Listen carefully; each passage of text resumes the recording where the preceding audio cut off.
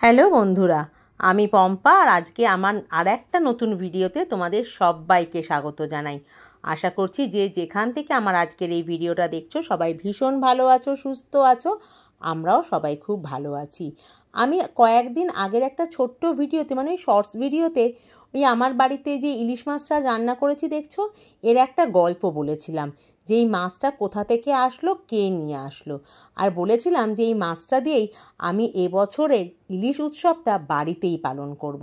কারণ আমরা কম বেশি সারা বছরই ইলিশ খেয়ে থাকি, তার মধ্যে বর্ষায় একটু বেশি খেলেও এই ইলিশ মাছটা ছিল আপাতত আমার বাড়িতে আসা সবথেকে ভালো একটা ইলিশ মাছ। আর ঠিক করেছিলাম তাই জন্য ইলিশ উৎসবে বাইরে কোথাও না গিয়ে নিজের বাড়িতেই ইলিশ দিয়ে বিভিন্ন পদ রান্না করে পালন করব ইলিশ উৎসব। কারণ কম বেশি আমরা সবাই ইলিশ মাছ খেতে বেশ ভালোবাসি। হ্যাঁ, আমার বরটা একটু বেশি ভালোবাসে ঠিক কথাই, কিন্তু আমরাও খুব একটা খারাপ ভালোবাসি না। ফ্রিজে অন্যান্য মাছ থাকা সত্ত্বেও ইচ্ছা করলো আজকে ইলিশ মাছটাই রান্না করি। এই মাছটা এসছে আজ 2 দিন হলো। তাকে না ধুয়েই আমি ফ্রিজে নুন মাখিয়ে রেখেছিলাম। হ্যাঁ, আমি এইভাবেই ইলিশ মাছ স্টোর করি, কারণ এই বড়দের কাছ থেকে শুনেছি যে ইলিশ মাছ নাকি বেশি ধুলে স্বাদ চলে যায়। তাই জন্য আমিও মাকে দেখেছি যে ইলিশ মাছ না ধুয়ে এরকম নুন মাখিয়ে রাখতে। আমিও সেটাই করি, যখন রান্না করি প্রয়োজন মতন বার করে নিই, তখন তাকে ধুয়ে নিই। যাই হোক, বরফ কাটিয়ে মাছগুলো আমাদের প্রয়োজন মতন, মানে আমরা তো বাড়িতে 4 জন মানুষ, তাই জন্য 4 পিস মাছ বার করে নিলাম। আচ্ছা, এই মাছগুলো বার করার ফাঁকে তোমাদেরকে একটা কথা বলি। সেটা হচ্ছে, আমার নতুন চ্যানেলটা কি তোমরা দেখছো? যদি বা দেখো তাহলে কেন সাবস্ক্রাইব করছো না বুঝতে পারছি না। হ্যাঁ, পম্পাস ফ্যাশন, ওই চ্যানেলটার কথাই বলছি। এতদিন জানো তো একদমই ভিডিও দিতে পারিনি। চেষ্টা করব এই কাল পরশু থেকে রেগুলার ভিডিওটা দিতে। যেখান থেকে পুজো তো এসে গেল, তোমাদেরও তো শপিং করতে হবে না, কেনাকাটা তো তোমাদেরকেও করতে হবে। আমি যদি তোমাদেরকে সেই অপশানটা না দিই তোমরা কি করে করবে? তাই জন্য ঠিক করলাম এবার আমি শুরু করব। বিশেষ একটু কারণবশত করতে পারছিলাম না। ওই চ্যানেলটাকেও কিন্তু সাবস্ক্রাইব করো। হ্যাঁ, এই চ্যানেলটার লিঙ্ক কিন্তু আমি আমার প্রত্যেকটা ভিডিও ডেসক্রিপশন বক্সে দিয়ে দিচ্ছি। আর এই চ্যানেলটা যেমন তোমরা আমার পাশে থেকেছো, হ্যাঁ সেরকমই কিন্তু ওই চ্যানেলটাতেও আমার পাশে থেকো, আমার সাথে থেকো। আর আজকের এই বড় চ্যানেল মানে এই ভিডিওগুলো দেখে যদি তোমাদের ভালো লেগে থাকে তাহলে অবশ্যই কিন্তু লাইক শেয়ার করে দেবে। আর তোমরা কিন্তু অবশ্যই আমাকে জানাবে তোমরা কে কে ইলিশ মাছ খেতে ভালোবাসো, আমার মতন কিনা বা অন্য রকম কিনা। যাই হোক, আর দুটো চ্যানেলের ক্ষেত্রেই কিন্তু সাবস্ক্রাইবটা করে নিও। আর পাশে থাকা বেল আইকনটা প্লিজ অন করে দিও, তাতে কিন্তু আমি যে চ্যানেলে যে ভিডিওই দিই না কেন তোমাদের কাছে সবার আগে পৌঁছে যাবে তার নোটিফিকেশান। যাই হোক, আমরা 4 জন মানুষ, তাই 4টে মাছ বার করে নিলাম। তাতে দিলাম হচ্ছে অল্প একটু নুন। প্রথমে 1 গাদা নুন ভালো করে মাখানো সাহস দেখায়নি, তার কারণ হচ্ছে মাছটাকে আমি ওই যে বললাম নুন মাখিয়ে ফ্রিজে রেখে দিয়েছিলাম, তো তাই জন্য যদি বেশি নুন হয়ে যায় বলো তাহলে তো খাওয়া যাবে না। তাই জন্যে অল্প পরিমাণে নুন মাখিয়ে তাতে দিলাম হচ্ছে হলুদ, আর সামান্য একটু তেল নিয়ে মাছের গায়ে ওই লাগিয়ে লাগিয়ে দিলাম। তেল দেওয়ার কারণ অন্য কিছুই না, কারণ এ মাছ তো আর ফাটে না, আমি তো রান্না করব কাঁচা ইলিশ। কিন্তু ওই তেল দিলে কী হয় বলতো, ওই নুন হলুদটা বেশ মানে মাছের এই ম্যারিনেশনটা ভালো করে মাছের গায়ে মিশে যাবে। তাই জন্যই ভালো মতন করে লাগিয়ে নিলাম।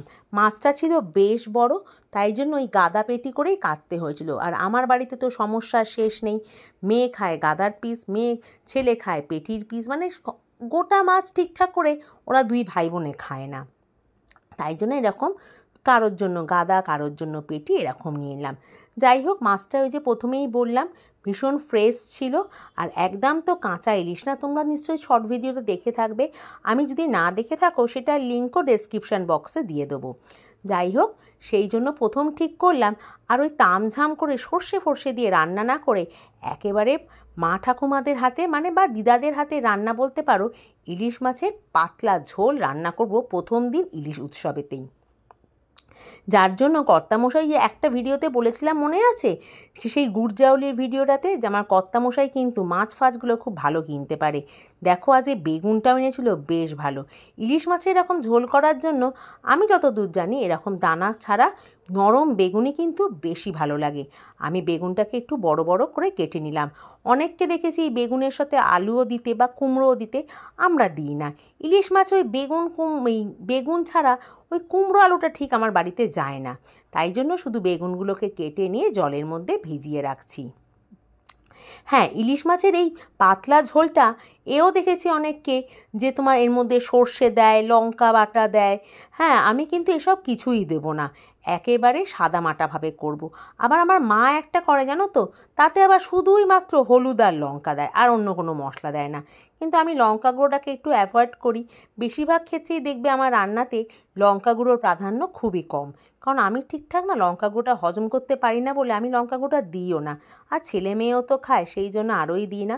কাঁচা লঙ্কার গন্ধ আর স্বাদটা আমার ভীষণ ভালো লাগে, সেই জন্য আমি কাঁচা লঙ্কা দিয়েই মোটামুটি বেশিরভাগ রান্না করার চেষ্টা করি।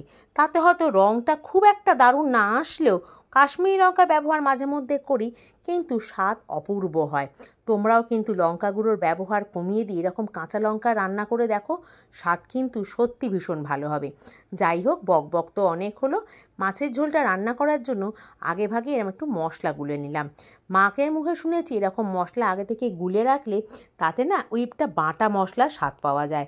ওই পরিমাণ মতো নিয়ে নিলাম হলুদ, অল্প একটু নুন, আর নেব হচ্ছে বেশ কিছুটা পরিমাণে জিরে গুঁড়ো। হ্যাঁ, এই মাছটা আমি আজকে জিরে গুঁড়ো দিয়েই রান্না করব, আর কোনো মশলাই আমি এখানে দেবো না। মানে ওই জিরে হলুদ ব্যাস এইটুকুনিই যা। হ্যাঁ, এই জিরে গুঁড়োটাই একটু বেশি পরিমাণে দেবো। জিরের গন্ধ, জিরে তো খাওয়া ভালোই, জিরের গন্ধটাও কিন্তু এখানে বেশ ভালো লাগে। তোমরা চাইলে ভাজা জিরেটাও দিয়ে একবার ট্রাই করতে পারো, আমি ঠিক করেছি তো একবার সেটাও করব। তারপর সেটাকে জল দিয়ে একটু গুলে রাখলাম। ব্যাস, গুলে রাখলে আবার কি, মশলা গোলার কাজও শেষ, ওদিকে মাছেও নুন হলুদ মাখানো শেষ, এদিকে বেগুনও শেষ। আমার তো মনে হয় ইলিশ মাছ আর চিংড়ি মাছ এমন দুটো মাছ হাতে সময় না থাকলে খুব চটজলদি এটা রান্না হয়ে যায়, তাই কি না বলো তো? যদিও আমার হাতে আজকে সময় আসলো, তবুও ভাবলাম আজ এইভাবেই পাতলা করে রান্না করি, সর্ষে মর্ষে ঝামেলায় যাব না।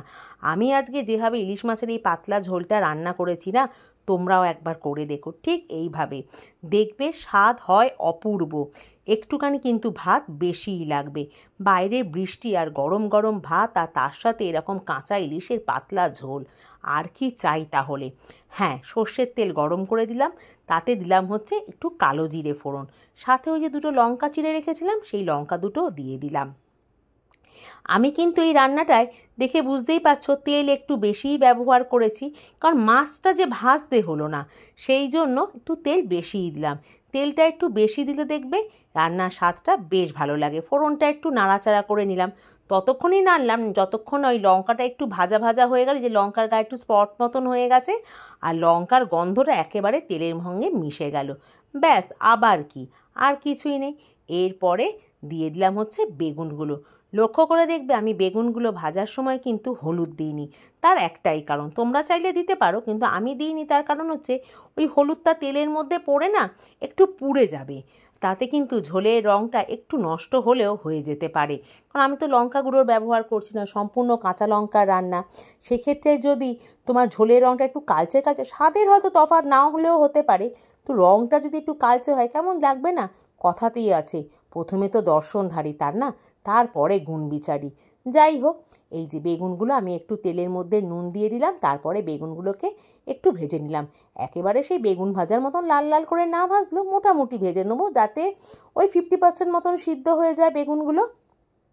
ব্যাস, বেগুন আমার এখানে ভাজা হয়ে গেল। এরপর সেই গুলে রাখা মশলাটাও খপাত করে এর মধ্যে ঢেলে দিলাম। আবারও বলছি, আমার দুটো চ্যানেলের পাশে থেকেই কিন্তু আমাকে একটু সাপোর্ট করো, আর আমার ভিডিওগুলো কেমন লাগছে কমেন্টে অবশ্যই জানিও।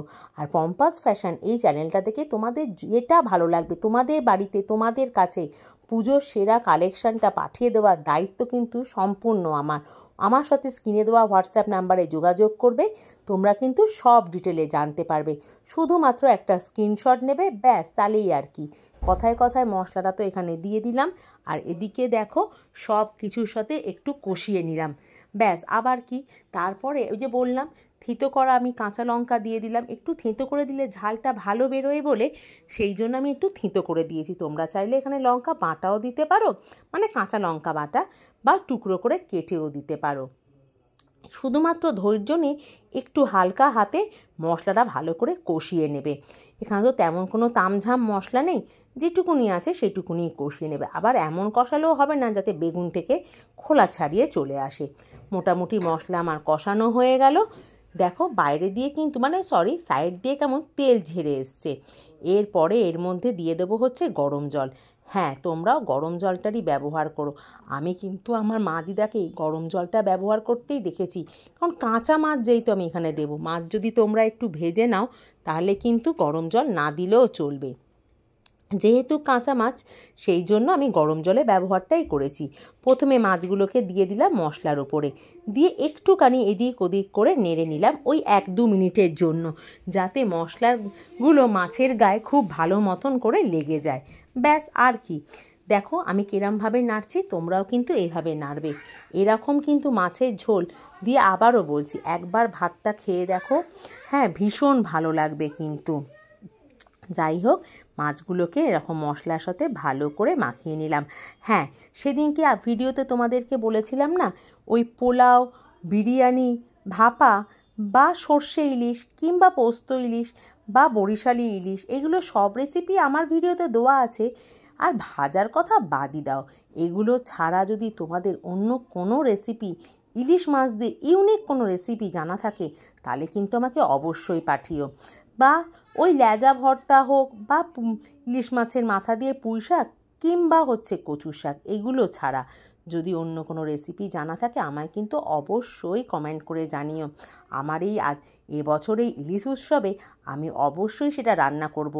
আর যে পাঠাচ্ছ সেই রেসিপিটা, তার নামও কিন্তু সেই বন্ধুর আমি অবশ্যই নেব, কারণ তার কাছ থেকে যে আমি নতুন শিখবো না, তাই জন্য। যাই হোক, যেই তো বলেছিলাম পাতলা ঝোল, তাই ঝোল একটু বেশিই রাখবো চিন্তা করে উষ্ণ গরম জল আমি এই ঝোলটার মধ্যে দিয়ে দিলাম। ব্যাস, আবার কি, এবার শুধু ফোটার অপেক্ষায়, আর কিছুই না। না লাগে ধনেপাতা, না লাগে গরম মশলা, এ মাছ যেন ভীষণ ভালো। যাই হোক, আমি কিন্তু ওপরে চাপাটা দিইনি, তাতে কি হয় ঢাকনার মধ্যে না ওই তেল জিনিসটা ভাপের সাথে উঠে লেগে যায়। ওই যে প্রথমেই বলেছিলাম আমার ইলিশ মাছে বা যে কোনো মাছেই বলো না কেন কাঁচা লঙ্কার গন্ধটা খুব ভালো লাগে, তাই একটু কাঁচা লঙ্কা আবারও ফাটিয়ে দিয়ে দিলাম। আর ওপর থেকে অল্প একটু তেল, দেখে ভাবছো অনেকটা তেল না, অল্পই একটু তেল আবারও ছড়িয়ে দিলাম। তোমরা চাইলে এই কাঁচা লঙ্কা আর তেলটা দুটোকেই স্কিপ করতে পারো। সত্যি কথা বলতে কী বলো তো, ইলিশ মাছ রান্নার ক্ষেত্রে কিন্তু তেলটার কার্পণ্য করলে চলে না, আমার অন্তত তাই মনে হয়।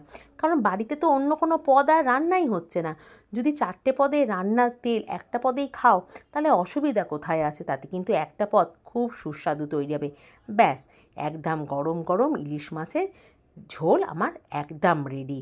একবার এইভাবে বাড়িতে বানাও, আর বানিয়ে কমেন্টে আমাকে জানাও তোমরা কেমন খেলে। গরম গরম এরকম মাছের ঝোলের কিন্তু তুলনাই হবে না। তাহলে আজ আসি, আজ ভিডিওটা এই পর্যন্তই। দেখে বুঝতে পারছো কতটা একটা পাতলা ঝোল? দেখে ভাবছো ট্যালট্যালে ঝোল? একদম না। আবারও বলবো, একবার বানাও আর কমেন্টে আমাকে জানাও। কথা দিচ্ছি ভীষণ ভালো খাবে। যাই হোক, দেখা হচ্ছে ইলিশ উৎসবে দ্বিতীয় আর একটা ভিডিও নিয়ে। ও আচ্ছা, আমার বাড়িতে কিন্তু জন্মাষ্টমীর পুজো হয়, সেই ভিডিওগুলোও কিন্তু আমি তোমাদের সাথে শেয়ার করব। গোপালকে আমি কি কি ভোগ দিলাম, কিভাবে বাড়ির পুজো সম্পন্ন করলাম, সেটাও কিন্তু তোমাদের সঙ্গে শেয়ার করব। তাহলে লাইক, শেয়ার, কমেন্ট আর সাবস্ক্রাইব করে আমার পাশে থেকো, সাথে থেকো। তাহলে দেখা হচ্ছে, কথা হচ্ছে আবার একটা অন্য ভিডিওয়ে খুব তাড়াতাড়ি, খুব শিগগিরই। তাহলে আজ আসি, এই পর্যন্তই থাকলো। আর আমার ওই চ্যানেলটাকেও কিন্তু সাবস্ক্রাইব করতে ভুলো না। তোমাদের নতুন নতুন কালেকশন, শাড়ি হোক বা চুড়িদার, তা কিন্তু তোমরা খুব সহজেই পেয়ে যাবে। শুধুমাত্র একটা এসএস নিয়ে আমার সাথে স্ক্রিনে দেওয়া হোয়াটসঅ্যাপ নাম্বারে তোমরা যোগাযোগ করো। আর ওই চ্যানেলের লিঙ্কটা কিন্তু আমি আজকেও এই ভিডিও ডেসক্রিপশান বক্সে দিয়ে দেবো।